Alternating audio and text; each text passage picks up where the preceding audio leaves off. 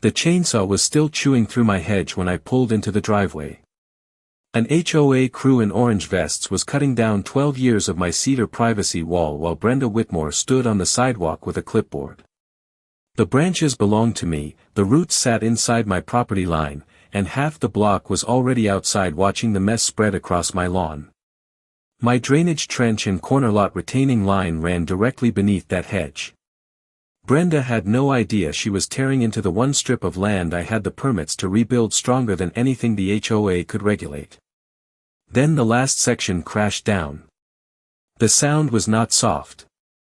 It hit the ground like a door being slammed on a decade of patience. Fresh cedar filled the air, sharp and green, mixed with gasoline fumes from the saw. Small needles stuck to the wet concrete. A yellow HOA truck idled by the curb with its hazard lights blinking like this was some official emergency. Brenda saw me step out. She smiled before I said a word. That was the part that stayed with me. Not the damage. Not the noise. The smile.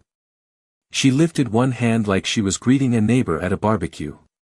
"Jack, we finally handled the overgrowth problem." I looked at the lawn. My hedge was not trimmed. It was gone. Stumps stuck up from the soil in jagged rows. Twisted branches covered the flower beds my wife had planted years before. A robin kept hopping near the broken limbs, confused by the sudden open space. The whole front of my house was exposed now. My porch. My windows. My workbench in the garage. Everything I had kept private for more than a decade was sitting in plain view. I am Jack Turner. I spent 24 years building homes, retaining walls, driveways, foundations, and anything else people needed to keep weather and gravity from winning. These days I take fewer jobs. Bad knees. Older hands. Less patience for people with clipboards pretending they understand property lines. Brenda Whitmore had been after that hedge for months. Too tall. Too thick. Too rustic. Too unfriendly. She used a different phrase every time. What she really meant was simple. She could not see through it. That bothered her. Brenda was 55, polished, and always dressed like a courtroom witness even when she was measuring flower pots. She ran the HOA like a private government. Approved mulch colors. Approved mailbox fonts. Approved porch lights. She had a rule for everything except minding her own business. A contractor lowered his saw when he noticed me staring at the stumps. His face changed first. Then he checked the paper in his hand. "We were told this was common boundary landscaping," he said. Brenda snapped her head toward him. Too fast. There it was. The first crack. I held out my hand for the work order. He hesitated. Brenda stepped between us. "That document belongs to the association." I looked past her at the orange spray paint marks on my grass. They were not utility marks. They were cut lines. Someone had walked my yard before sunrise and marked exactly where to destroy the hedge. I took out my phone and started recording. Brenda's smile tightened. "You are escalating a simple compliance matter." A breeze moved through the open yard where the hedge used to stand. For the first time in 12 years, I could see straight into Brenda's front window across the street. She noticed it too. Her smile faded just enough. Then I looked down at the exposed drainage trench running beneath the stumps, and the whole situation changed. One hidden line was now sitting in the open. One hidden line was now sitting in the open. I crouched beside the trench while the workers packed up their equipment. Damp soil clung to the exposed pipe. Water trickled quietly through the channel beneath my front yard. Most people on the street would have seen nothing important. I saw 20 years of engineering. The trench carried runoff from 3 corner lots before directing it toward the community retention basin at the end of the block. The hedge had protected that section from erosion for years. Now sunlight hit bare soil for the first time in more than a decade. Brenda noticed where I was looking. She folded her arms. The neighborhood looks much better already. I brushed dirt from the edge of the trench. Fresh tire marks crossed part of the drainage area. The contractors had driven closer than they should have. Another small detail. Another problem nobody had considered. Across the street, several neighbors remained outside. Curtains moved behind windows. Phones appeared in hands.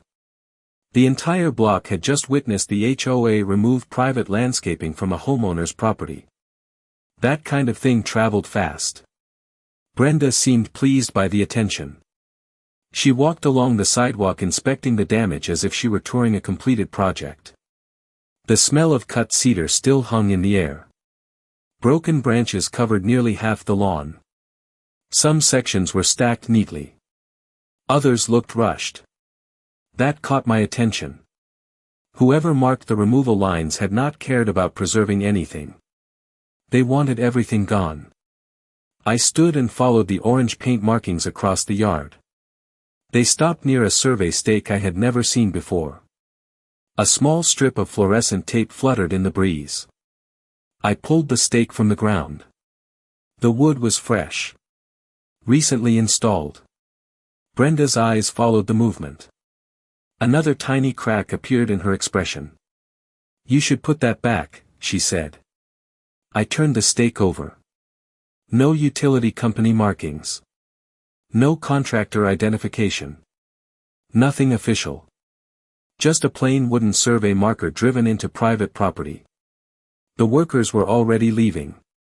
One pickup truck rolled slowly toward the corner. Before it disappeared, the driver lowered his window. "You may want to check who ordered those boundaries," he said. Then he drove away. Brenda immediately stepped in. "Ignore him. Too quick. Too sharp." That response told me more than the driver's comment. I slipped the stake into the bed of my truck. The afternoon sun had shifted now. Long shadows stretched across the exposed yard. My house looked different without the hedge. Smaller somehow. More vulnerable. Brenda adjusted her clipboard and started walking back toward her SUV. She acted like the matter was finished. Like the association had won. That was fine. Let her believe it. I was not interested in arguing on a sidewalk. Arguments disappear. Measurements do not. Before she reached her vehicle, I noticed one more thing. A folded sheet protruded from the side pocket of her clipboard. A map corner. Blue ink. Survey lines. Property boundaries. Brenda quickly pushed it deeper into the folder when she saw me looking. Then she climbed into her SUV and drove away. The dust had barely settled when I decided where I was going next. The county records office sat 12 minutes away on the other side of town. I threw the survey stake into the truck bed, brushed cedar needles off my jacket, and pulled out of the driveway. In the rearview mirror, my front yard looked stripped bare. The hedge had hidden more than a property line. It had hidden intentions. Traffic was light. The smell of fresh-cut cedar still clung to my clothes. Every time I stopped at a red light, I noticed small pieces of green foliage trapped near the windshield wipers. The morning kept replaying itself in my head. Not the chainsaws. Not the arguments. The survey stake. Somebody had marked my property before the crew arrived. Somebody wanted the work done quickly. The county building was quiet when I arrived. Air conditioning hummed overhead. Fluorescent lights reflected off polished tile floors. A clerk named Denise recognized me immediately. I had filed enough permits there over the years. She smiled, then noticed the survey stake under my arm. Her expression changed. "That does not look official," she said. I placed it on the counter. "That is what I was hoping you would tell me." 20 minutes later, we were reviewing property records. Lot boundaries. Drainage easements. Retaining structures. Utility corridors. Everything connected to my corner lot. The blue line stretched across the screen like a puzzle. Denise zoomed in on the drainage trench running beneath the area where the hedge had stood. Then she stopped. That is interesting. I leaned closer. A small easement box sat directly beneath the hedge location. County protected. Infrastructure related. Maintenance access required. The notation was old. Older than the HOA. Denise clicked another layer. More information appeared. My drainage corridor connected to a larger runoff system serving multiple homes. If erosion damaged that section, water problems could spread beyond my property. Suddenly the exposed trench looked far more important than landscaping. A printer started whirring nearby. Denise handed me several copies. You should keep these. I folded the papers carefully. Then she opened another record. This one made her pause. A recent inquiry had been submitted regarding my lot. Date stamped 3 weeks earlier. Requesting boundary verification. Requesting infrastructure review. Requesting landscaping compliance assessment. The requester name sat at the bottom of the screen. Homeowners Association Review Committee. My eyes stayed on the document. Brenda had been preparing for this long before the chainsaws arrived. Denise printed that file too. Outside, clouds were beginning to gather over town. The wind had picked up. Dry leaves rolled across the parking lot. I climbed into my truck and spread the paperwork across the passenger seat. The pieces were starting to fit together. The hedge was never the real target. The trench beneath it attracted far more attention. I started the engine. Before pulling away, I checked my phone. 3 missed calls. 2 from neighbors. 1 from an unfamiliar number. Then a text message arrived with a photo attached. It showed Brenda standing in my front yard 2 days earlier.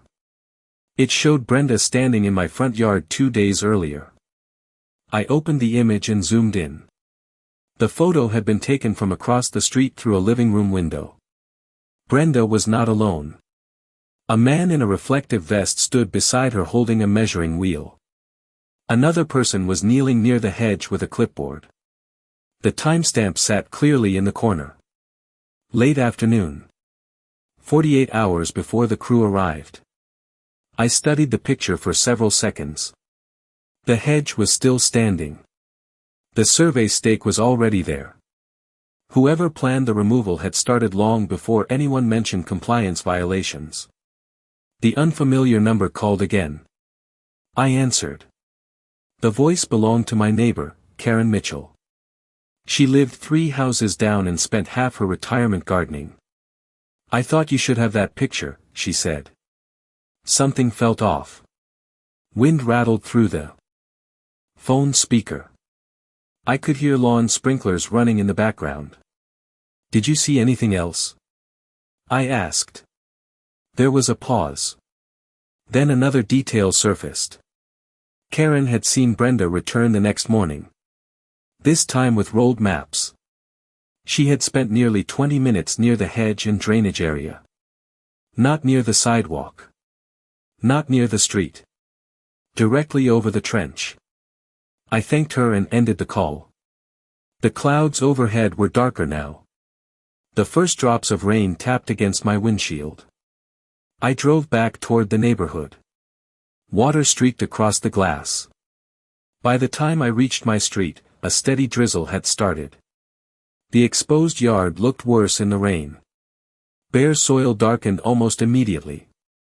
Small rivulets of water moved through the damaged area. I parked near the curb and stepped out. The smell of wet earth filled the air. Several cedar stumps were already collecting water around their roots. Across the street, Brenda's SUV sat in her driveway. That caught my attention. Most afternoons she was gone at HOA meetings or committee events. Today she was home. Watching. Her front curtains shifted slightly. Then went still. I walked directly to the drainage trench.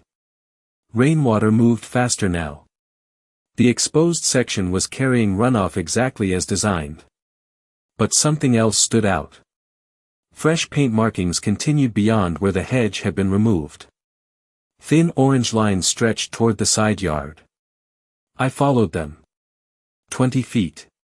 30 feet. Then farther. They ended near a retaining structure built years ago to stabilize the corner lot. My retaining structure. I crouched beside it and brushed away wet leaves. Another survey marker sat partially hidden behind the concrete edge. Smaller than the first one. Easier to miss. I pulled it free. This one had writing. Faded black marker. 3 letters. HOA. Rain dripped from the brim of my cap. The sound of water grew louder. I looked uphill toward the neighboring properties feeding into the drainage corridor. Then back toward the exposed trench. Then toward Brenda's house. The hedge had never been the end of the project. It was the beginning. Somebody wanted access to everything beneath it. Then a county inspection truck turned onto the street. Then a county inspection truck turned onto the street. Its amber lights flashed through the rain as it rolled slowly toward my corner lot. Water dripped from the mirrors. Tires hissed across the wet pavement. The truck stopped beside the exposed trench, and a man in a county jacket stepped out carrying a clipboard sealed inside a plastic cover. He looked at the damaged yard first. Then at the drainage channel. Then at the survey stake in my hand. "You are Jack Turner?" he asked. I nodded. Rain tapped against the hood of my truck. The inspector introduced himself as Mark Ellis from the County Infrastructure Department. He crouched near the trench and studied the runoff. Small streams of muddy water were already carving channels through the exposed soil. Mark frowned. Not dramatically. Just enough to tell me he did not like what he was seeing. He took several photographs. Measured a section of the exposed corridor. Then photographed it again. Across the street, Brenda's front curtain moved for the second time. Mark noticed it too. "How long ago was the vegetation removed?" he asked. "This morning." His eyebrows lifted. Another photograph. Another note on the clipboard. Rainwater continued moving through the channel. The sound was steady now. More homeowners had come outside. Umbrellas appeared. Neighbors gathered beneath porches. The whole block seemed to sense something larger was unfolding. Mark stood and brushed mud from his gloves. This drainage line protects several adjacent properties. I already knew that. Hearing a county inspector say it carried more weight. He pointed toward the uphill lots feeding runoff into the system. If this section destabilizes, erosion can spread quickly during heavy storms. Another piece slid into place. Brenda had focused on landscaping. The county cared about infrastructure. Very different conversations. Mark continued his inspection for nearly 30 minutes. Every few minutes he stopped to take another photograph. The rain eased slightly. Water still flowed through the exposed trench. Then he reached the retaining structure where I had found the second survey marker. He picked it up and examined the faded letters. HOA. The expression on his face changed immediately. Not surprise. Recognition. "Where did you find this?" he asked. I pointed toward the wet ground beside the wall. Mark slipped the marker into an evidence bag from his truck. That caught my attention. He treated it like documentation. Not trash. Not debris. Documentation. Across the street, Brenda's front door opened. She stepped outside holding an umbrella. Her smile returned the moment she saw the county truck. "Can I help with anything?" she called out. Mark looked up from his notes. "Were you involved with the vegetation removal?" Her smile hesitated. Barely noticeable. The association approved compliance work. Mark wrote something down. No argument. No reaction. Just another note on the clipboard. Brenda's confidence seemed smaller now. The rain finally stopped. Clouds drifted apart. Sunlight reflected off the wet pavement. Mark handed me a business card before returning to his truck. You may want to preserve everything exactly as it is for now. Then he lowered his voice slightly. Especially if construction is involved. Construction. That word stayed with me long after he drove away. I stood in the middle of the exposed yard looking at the trench, the retaining structure, and the open space where the hedge had stood. Then I remembered the permits folded inside my truck. I opened the passenger door and spread the paperwork across the seat. The pages smelled faintly of ink and damp paper. Rainwater dripped from my jacket onto the floor mat. I studied the county diagrams again. Drainage corridor. Retaining structure. Soil stabilization zone. The more I looked, the clearer the picture became. The hedge had occupied one of the few places on the property where protective construction could legally exist without HOA approval. That detail sat quietly in the documents. Small. Easy to overlook. Powerful. A gust of wind rattled loose branches across the yard. The exposed stumps cast long shadows in the afternoon sun. Across the street, Brenda had disappeared back inside her house. Her curtains were closed now. That alone felt different. For months she had operated in full view. Suddenly she wanted privacy. I sat in the truck and kept reading. Every few pages revealed another layer. Setback requirements. Drainage protection standards. Erosion control allowances. I had spent decades working around building codes. Most people saw restrictions. Builders saw opportunities. One sentence near the bottom of a county appendix caught my eye. I read it twice. Then a third time. Soil protection structures necessary to preserve drainage infrastructure could be constructed using approved masonry materials. I leaned back against the seat. The sound of branches scraping across concrete drifted through the open window. My eyes returned to the exposed trench outside. Then to the retaining structure. Then back to the permit language. A small idea began taking shape. Not a plan yet. Just a possibility. A neighbor's lawn mower started somewhere down the block. Life was returning to normal for everyone else. Not for me. I stepped out of the truck and walked the entire property line. One measurement at a time. 42 feet along the front edge. 28 feet around the corner. I carried a tape measure and a notepad. Nothing dramatic. Nothing rushed. Every few feet I stopped and wrote down numbers. Several neighbors watched from their porches. They probably expected a confrontation. An argument. A complaint. Instead they got measurements. That seemed to confuse people more. The smell of wet cedar still lingered in the air.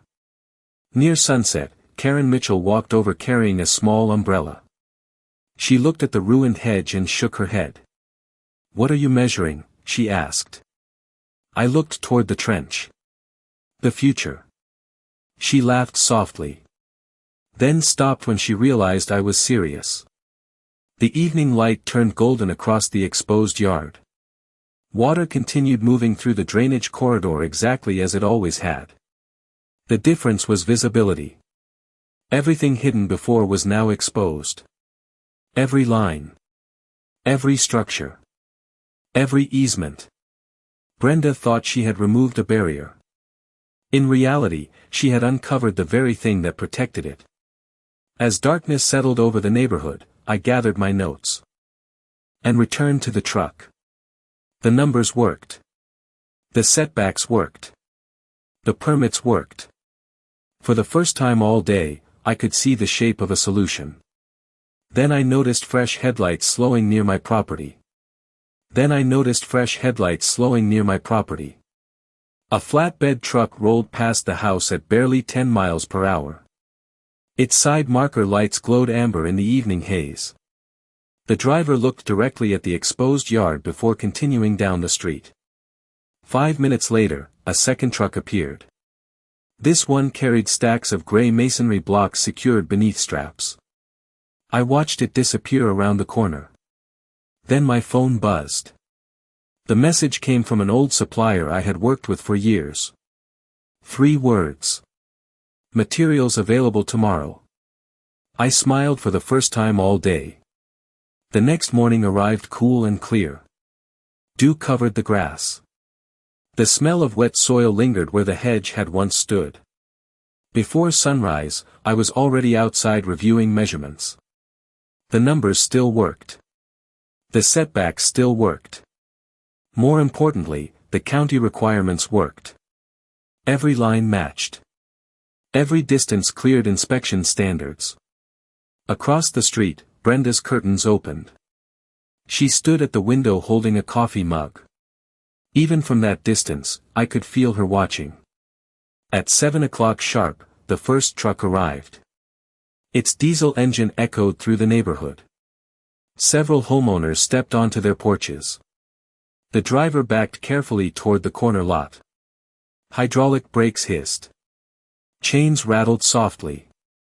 Then pallets of masonry blocks began appearing beside the exposed drainage corridor. One after another. Gray. Heavy. Perfectly square. By 8 o'clock, there were hundreds of them. The reaction was immediate. Neighbors gathered near the sidewalk. Questions spread quickly. People pointed toward the pallets and then toward the empty space where the hedge used to be. Brenda came outside less than 10 minutes later. Her pace was faster than usual. The clipboard was back. So was the smile. But it looked strained this time. "What exactly are you building?" she asked. I checked a measurement line without looking up. "Infrastructure protection." The smile flickered. Just for a second. Then it returned. "The association will need to review any exterior construction." I nodded politely. "The county already reviewed it." That answer landed harder than I expected. Brenda's expression froze. Around us, workers unloaded more materials. The steady sound of forklifts filled the air. Steel forks clicked against wooden pallets. Dust rose from the gravel. A few neighbors exchanged glances. They could sense the shift. This was no longer a landscaping dispute. This was becoming a construction project. Brenda opened her folder and began flipping through papers. Faster than necessary. She was looking for something. A rule. A restriction. An objection. Anything. The problem was that she did not have it. The exposed trench remained visible. The county easement remained active. The setbacks remained compliant. Every path she expected to use seemed blocked before she reached it. By late morning, survey strings stretched across the yard. Bright orange lines marked precise locations. Workers placed temporary stakes. Measured again. Then measured a third time. Nobody rushed. That was important. Careful work creates confidence. Across the street, Brenda made 3 separate phone calls. I saw her pacing near the driveway. The confidence from earlier in the week was fading. In its place was uncertainty. The kind that appears when someone realizes events are moving beyond their control. Then a white SUV pulled into the neighborhood, and Brenda hurried toward it. Then a white SUV pulled into the neighborhood, and Brenda hurried toward it. The vehicle stopped beside the curb near my property. A man in a navy suit stepped out carrying a leather portfolio. His shoes were too clean for a construction site. His expression was even cleaner. Calm. Controlled. Professional. Brenda immediately started talking before he reached the sidewalk. She pointed toward the pallets. Then toward the survey strings. Then toward me. The man listened without interrupting. Across the yard, forklifts continued moving materials into position. The steady hum of machinery filled the air. Dust floated through shafts of sunlight. A few homeowners gathered near the mailbox cluster to watch. Nobody wanted to miss what happened next. The man finally crossed the street and introduced himself. His name was Robert Gaines, counsel for the Homeowners Association. The title sounded impressive. Brenda clearly expected it to change the situation. Robert requested copies of my permits. I handed them over without hesitation. He read every page carefully. That part took longer than Brenda expected. Several times he adjusted his glasses and reread sections near the county approvals. The smile slowly disappeared from her face. I noticed it before she did. Robert turned another page. Then another. The construction crew kept working. Strings remained in place. Stakes remained untouched. Nothing stopped. Brenda shifted her weight from one foot to the other. Well, she finally asked. Robert looked toward the exposed drainage corridor. Then toward the retaining structure. Then back to the permit package. These approvals appear valid. The silence that followed lasted only a few seconds. It felt much longer. Brenda blinked twice. Appear valid?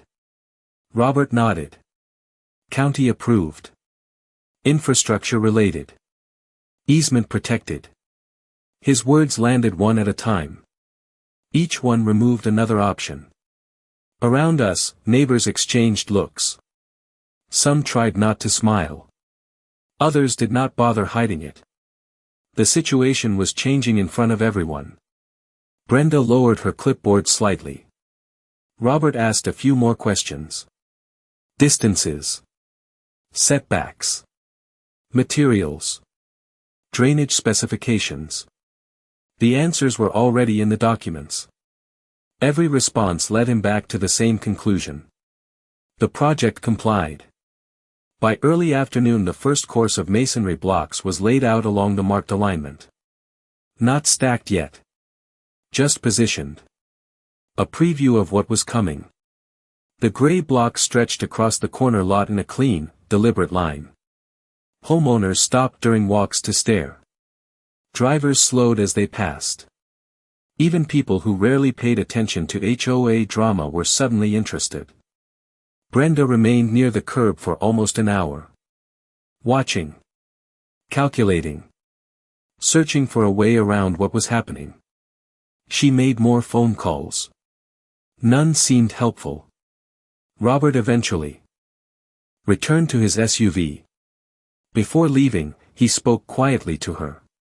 I could not hear the words. I did not need to. Her shoulders dropped slightly. The reaction said enough. Late that afternoon, the construction crew packed up for the day. The survey lines remained. The pallets remained. The permits remained. Most importantly, the project remained. As the sun dipped lower, golden light reflected off the rows of gray blocks waiting beside the trench. Then a certified envelope appeared in my mailbox. I carried it inside and opened it at the kitchen table. The paper crackled as I unfolded it. Across the room, evening sunlight stretched through the windows that had once been hidden behind the hedge. The letter contained exactly what I expected. A formal violation notice from the association. Unauthorized construction. Visual impact concerns. Community harmony issues. The language sounded impressive. The timing was even more impressive. The problem was that none of it changed the permit sitting beside my coffee mug. The next morning, construction resumed at sunrise. Forklifts moved. Levels clicked. Masonry blocks slid into place one row at a time. The sound echoed across the neighborhood. Steady. Methodical. Permanent. Homeowners gathered again. Some stood at the sidewalk. Others watched from driveways. Nobody needed an invitation. They wanted to see how the story ended. Brenda arrived shortly after 8 o'clock carrying a thicker folder than usual. She walked directly toward the work area. Her pace was fast. Her expression was not. The confidence from the first day had disappeared. She handed me another packet of documents. Emergency hearing request. Additional review notice. Board reconsideration demand. I accepted the papers and placed them on top of the first violation letter. Then I pointed toward the county permit displayed inside a weatherproof sleeve near the work site. Brenda stared at it. The same permit she had already seen 3 times. The same permit her attorney had already reviewed. Around us, workers continued laying block. Nobody stopped. Nobody even slowed down. That seemed to bother her most. By midday, the structure stretched across the entire section where the hedge had once stood. Clean lines. Reinforced footings. Proper drainage channels. Every measurement matched the approved plans. The exposed corridor was protected again. Only this time it was protected by something far stronger than roots and branches. Brenda spent nearly an hour making phone calls beside her SUV. Each conversation appeared shorter than the last. Eventually she stopped calling. The realization settled in slowly. There was no rule left to use. No shortcut. No hidden committee. No emergency vote. The project existed because the county required infrastructure protection. The county had approved the solution. The association had accidentally created the exact conditions that made it possible. Late that afternoon, the final section was completed. Fresh mortar caught the golden light. Neighbors walked over one by one. Some complimented the workmanship. Others admired the clean finish. A few simply smiled and kept walking. Across the street, Brenda stood on her porch looking directly at the completed structure. For years she had complained about a hedge she could not see through. Now a permanent masonry barrier stood in its place. Taller. Stronger. Completely compliant. The irony seemed almost too perfect. I sat on my front porch as the sun dropped below the rooftops. The evening air smelled faintly of concrete and cedar. The exposed trench was protected. The property was secure. The permits remained valid. And every time Brenda looked out her front window, she would remember the decision that built it.